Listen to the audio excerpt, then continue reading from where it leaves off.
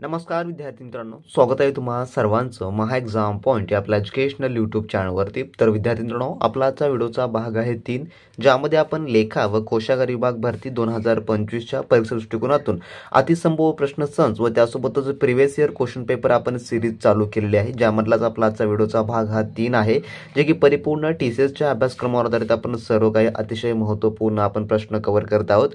जर तुम्ही या मागील व्हिडिओचे पार्ट पाहिले नसाल तर त्या संपूर्ण व्हिडिओची लिंक तुम्हाला खाली डिस्क्रिप्शन बॉक्समध्ये मिळेल, तुम्ही तेथून ते देखील संपूर्ण व्हिडिओज पाहून घ्या। तर विद्यार्थी मित्रांनो, 2 विभागाचे जे आहे कोशागार व लेखागारचे जे आहे जाहिराती प्रसिद्ध झालेले आहेत, ज्यामध्ये पहिलं जे आहे जे की पुणे आयुक्तालय पुणे विभागाचं जाहिरात जे आहे प्रसिद्ध झालेलं आहे। त्यानंतर आता काल 2 दिवसापूर्वी नागपूर विभागामार्फत देखील जाहिरात प्रसिद्ध करण्यात आलेली आहे। आता हळूहळू जे इतर आपले विभाग आहेत त्याचे देखील लेखा व कोशागार विभागाचे जाहिराती येतील, त्यामुळे तुम्ही जे आहे तुमच्या अभ्यासाला आता सुरू ठेवा, कारण का यामध्ये तुम्हाला चांगली संधी मिळणारी आहे। तर ज्या विद्यार्थ्यांना नागपूर विभागाचं लेखा व कोशागार विभागाची सविस्तर जाहिरात माहिती करून घ्यायची आहे, त्यांनी आपल्या डिस्क्रिप्शन बॉक्समध्ये आपला टेलिग्राम ग्रुप आहे, टेलिग्राम ग्रुप जॉईन करून घ्या। त्या ठिकाणी तुम्हाला त्याची सर्व काही सविस्तर माहिती मिळणारी आहे आणि सर्व काही विभागाची जी जाहिराती आहेत ते त्याची परीक्षा पॅटर्न जो असणार आहे तो TCSच असणार आहे। त्यामुळे तुम्ही आपल्या व्हिडिओजला आतापासून जरी फॉलो करत राहिला तरी येणाऱ्या काळामध्ये तुम्हाला याचा 100% लाभ हा होणारा असेल। तर पाहू आपल्याच्या या भाग 3 मधील काही महत्त्वपूर्ण प्रश्न। तर यामधला आपला प्रश्न क्रमांक 1 असा आहे, जो की प्रश्न पहिला। तर आजच्या आपल्या ज्या व्हिडिओच्या सिरीजमध्ये आपण जे आहे अर्थशास्त्र या विषयामधील आपण प्रश्न पाहणार आहोत, कारण का तुम्ही जर लेखा व कोशागार विभागाचा अभ्यासक्रम पाहिला त्यामध्ये अर्थशास्त्र या सब्जेक्टला जे सर्वाधिक वेटेज देण्यात आलेलं आहे, त्यामध्ये अर्थशास्त्राचे सर्व काही टॉपिक्स कव्हर करण्यात आलेले आहे। तर त्याचा जर तुम्हाला इन डेप्थ डिटेलमध्ये सिलेबसचा व्हिडिओ हवा असेल तर कमेंट बॉक्समध्ये कमेंट करा, आपण त्यावर देखील लवकरच व्हिडिओ बनवू। तर यामधला प्रश्न आपला पहिला पाहू आपण। खालीलपैकी कोणते विधान जे की लेजर फेअर या शब्दाचे वर्णन करते? तर लेजर फेअर, तर यात जे उत्तर आहे ते आहे ऑप्शन नंबर ब, जे की मुक्त बाजारपेठेत सरकारी हस्तक्षेप नाही हे जे आहे याचं जे आहे जे की वर्णन करते। ऑप्शन नंबर ब या ठिकाणी याचं उत्तर होणार असेल। त्यानंतर प्रश्न 2 आपला पुढील असा आहे, जागतिक लोकसंख्या संभावना 2019 नुसार भारत चीनला कोणत्या वर्षापर्यंत मागू टाकून जगातील सर्वाधिक लोकसंख्येचा देश ठरेल? तर याचं जे उत्तर होतं ते आहे ऑप्शन नंबर क, जे की 2027 पर्यंत। पण सध्या स्थितीमध्ये पाहिलं तर भारत जे आहे जे की आताच चीनला मागे टाकलेला आहे लोकसंख्येच्या बाबतीमध्ये। लोकसंख्येच्या बाबतीत आपल्या देशाचं नाव हे जे की अग्रेसर आलेलं आहे। त्यानंतर आपला पुढील प्रश्न, जो की प्रश्न 3 असा आहे पुढचा, अर्थसंकल्पातील गोल्डन रूल म्हणजे काय? तर गोल्डन रूल कयाला म्हणतात अर्थसंकल्पामधील? तर याचं जे उत्तर आहे ते आहे ऑप्शन नंबर क, शासनाने फक्त भांडवली खर्चासाठी कर्ज घ्यावीत, तुंटीच्या भरण्यासाठी नव्हे, हे जे आहे जे की अर्थसंकल्पामधला गोल्डन रूल आहे, याला गोल्डन रूल जे आहे जे की म्हटलं जातं। त्यानंतरचा आपला पुढील प्रश्न, जो की प्रश्न 4 असा आहे, निरपेक्ष किंवा निव्वळ खर्च लाभ सिद्धांत कोणी मांडला? जे काही खर्चिक सिद्धांत आहे तो कोणी मांडला असा देखील प्रश्न होऊ शकतो। तर याचं उत्तर जे आहे ते आहे ऑप्शन नंबर अ, जे की ॲडम स्मिथ यांनी जे आहे जे की निरपेक्ष किंवा निव्वळ खर्च लाभ याचा सिद्धांत जो आहे जो की मांडलेला आहे। ऑप्शन नंबर अ ह्या प्रश्नाचं उत्तर होईल। त्यानंतर आपला पुढील प्रश्न असा आहे, जो की प्रश्न 5वा, 1881च्या फॅक्टरी ॲक्ट प्रमाणे अयोग्य विधाने ओळखा। तर हा जो ॲक्ट होता 1881चा फॅक्टरी ॲक्ट, तर याप्रमाणे अयोग्य विधान कोणतं आहे? तर याचं उत्तर जे आहे ते आहे ऑप्शन नंबर थोडक्यामध्ये ब, जे की मुलांना कामाचे 6 तास लागू करण्यात आले। या ॲक्टनुसार जे आहे जे की मुलांना 6 तासाचे काम लागू करण्यात आलेलं आहे या ॲक्टनुसार। त्यानंतरचा प्रश्न आपला 6वा असा आहे, 1969 मध्ये डॅश या बँकेचे राष्ट्रीयकरण झाले नाही। तर राष्ट्रीयकरण झाले नाही असं म्हटलेलं आहे 1969 मध्ये। तर यात जे उत्तर आहे ते आहे ऑप्शन नंबर थोडक्यामध्ये जे की ड, विजया बँक। तर विजया बँकचं जे आहे जे की राष्ट्रीयकरण जे आहे 1969 मध्ये जे की झालं नाही, परंतु या बँकेचं पुढे जाऊन जे आहे जे की 1980 मध्ये जे आहे याचं जे आहे राष्ट्रीयकरण झालेलं आहे, म्हणून ऑप्शन नंबर ड या प्रश्नाचं उत्तर या ठिकाणी होणार असेल। त्यानंतरचा आपला पुढील प्रश्न, जो की प्रश्न 7वा असा आहे, खालीलपैकी कोणती जे की चाचणी वेक्चर ओहलियांच्या परकीय व्यापाराच्या सिद्धांतासाठी केली गेली जिचे परिणाम सिद्धांताच्या विरुद्ध आले? तर याचे आपण आता ऑप्शन्स पाहू, जे की पुढील आपले ऑप्शन्स अशा या प्रकारे आहेत।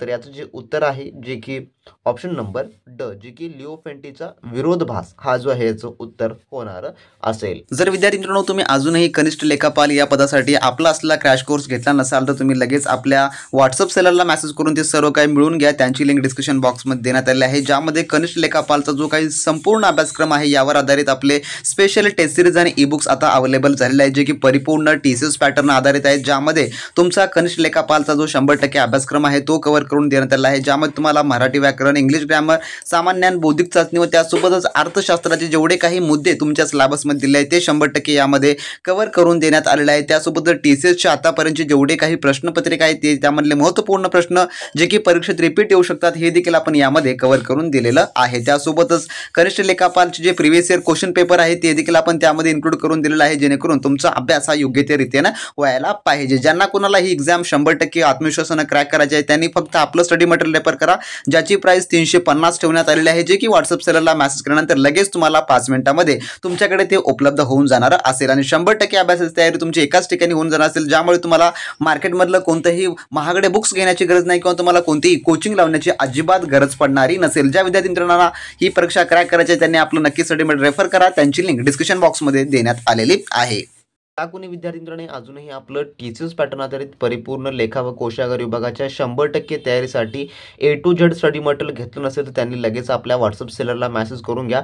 डिस्क्रिप्शन बॉक्समध्ये त्यांची लिंक दिलेली आहे, ज्यामध्ये तुमचा लेखा व कोशागार विभागाचा कोणत्याही विभागाचा असो त्यामध्ये तुम्हाला संपूर्ण काही अभ्यासक्रम कव्हर करून दिलेला आहे। तर ज्यांना कोणाला ही एक्झाम क्रॅक करायची आहे एक शेवटची संधी म्हणून त्यांनी आपलं स्टडी मटेरियल नक्की रेफर करा, त्यामध्ये तुम्हाला 100% परीक्षाभिमुख फायदा होणारा असेल आणि त्यामधलं बरेच तुम्हाला परीक्षेमध्ये देखील विचारलं जाऊ शकेल, त्यामुळे ते नक्की रेफर करा। परीक्षेभिमुख आपण सर्व काही त्यामध्ये कव्हर करून दिलेलं आहे। त्यानंतर पाहू प्रश्न आठवा आपला, NK सिंग यांच्या अध्यक्षतेखाली FRBM आढावा समितीने 2023 नंतर केंद्र व राज्य मिळून कर्जाचा आकडा GDPच्या किती टक्केच्या पुढे जाता कामा नये अशी शिफारस केली? तर यात जे उत्तर आहे ते आहे ऑप्शन नंबर ड जे की 60% पेक्षा। त्यानंतरचा आपला पुढील 9वा प्रश्न, वास्तव तुटीच्या संकल्पनेचे योग्य अर्थबोधन होण्यासाठी राजकोषीय तूट संकल्पना योग्य असल्याची शिफारस कोणत्या समितीने केली? तर याचं उत्तर आहे ऑप्शन नंबर अ जे की सुकुमार चक्रवर्ती समितीने केली। त्यानंतरचा आपला पुढील प्रश्न जो की प्रश्न 10वा असा आहे, DICGC चे प्राथमिक उद्दिष्ट काय आहे? तर DICGC तर DICGCचं फुल फॉर्म थोडक्यात तुम्ही लक्षात ठेवून घ्या, ज्यामध्ये डीचं होतं डिपॉझिट, आयचं होतं इन्शुरन्स आणि ज्यामध्ये अँड त्यानंतर क्रेडिट गॅरंटी कॉर्पोरेशन असं जे आहे थोडक्यामध्ये याचं फुल फॉर्म होतं deposit insurance and credit guarantee corporation. याचं जे आहे मुख्य उद्दिष्ट काय होतं, प्राथमिक उद्दिष्ट? तर यात जे उत्तर आहे ते आहे ऑप्शन नंबर अ जे की लहान ठेवीदाराच्या हिताचे रक्षण करणे जे आहे, जे की DICGचं जे की प्रमुख उद्दिष्ट आहे। तर तुम्हाला हा परीक्षामध्ये सध्याच्या देखील येऊ शकतो, कारण का हा एक फुल फॉर्म आहे आणि फुल फॉर्म तुम्हाला विचारला जाणारच आहे अर्थशास्त्रामधला। त्यानंतर प्रश्न 11वा, बँक दरात वाढ होणे हे कशाचे द्योतक आहे? तर याचं उत्तर जे आहे ते आहे ऑप्शन नंबर ड जे की मध्यवर्ती बँक महाग पैशाचं धोरण अवलंबत आहे। त्यानंतरचा पुढील आपला प्रश्न 12वा, आर्थिक स्थिरता अहवाल FSR कोणत्या संस्थेद्वारे जे की जारी केला जातो? तर याचं उत्तर जे आहे ते आहे ऑप्शन नंबर क जे की RBI द्वारे जे आहे जे की FSR जे की जाहीर केलं जातं किंवा जारी केलं जातं। त्यानंतर प्रश्न 13वा, भारत सरकारने पोषण अभियानांतर्गत 2019 पासून कोणता महिना राष्ट्रीय पोषण महिना म्हणून घोषित केला? तर याचं उत्तर आहे ऑप्शन नंबर क जे की सप्टेंबर हा महिना जो आहे थोडक्यात घोषित केला। त्यानंतरचा आपला प्रश्न 14वा, प्रादेशिक ग्रामीण बँकाबाबत अयोग्य विधान ओळखा, खालीलपैकी कोणतं आहे? तर याचं उत्तर आहे ऑप्शन नंबर क फक्त दुर्बल घटकांना कर्ज देणे आवश्यक आहे, हे जे आहे या ठिकाणाबाबत जे की ऑप्शन क उत्तर होणार आहे, जे की अयोग्य विधान आहे। ऑप्शन नंबर क याचं उत्तर होणार असेल। तर विद्यार्थी मित्रांनो असे या प्रकारचे आपल्या आजच्या व्हिडिओमधले टॉप 40 क्वेश्चन होते जे की आपण इकॉनॉमिक संदर्भात पाहिलेले आहेत। तर आपण विषयाने सर्व काही प्रश्न आपण पाहणार आहोत। फक्त तुम्ही आपल्या चॅनलला सबस्क्राईब करून या व्हिडिओला लाईक करून घ्या आणि ज्या कोणी विद्यार्थी मित्रांना चांगला अभ्यास करून ही येणारी एक्झाम क्रॅक करायची आहे त्यांनी आतापासूनच तयारीला लागा आणि TCS आधारित सर्व काही A to Z study material तुम्ही आपल्या व्हॉट्सअप सेलरला मेसेज करून सर्व काही मिळून घ्या, त्यांची लिंक डिस्क्रिप्शन बॉक्समध्ये देण्यात आलेली आहे। तर भेटूया आपण नेक्स्ट व्हिडिओमध्ये नवीन प्रश्नांसोबत, नवीन काय माहितीसोबत, नवीन अपडेटसोबत। तोपर्यंत बी प्रॅक्टिस क्रॅक एक्झाम।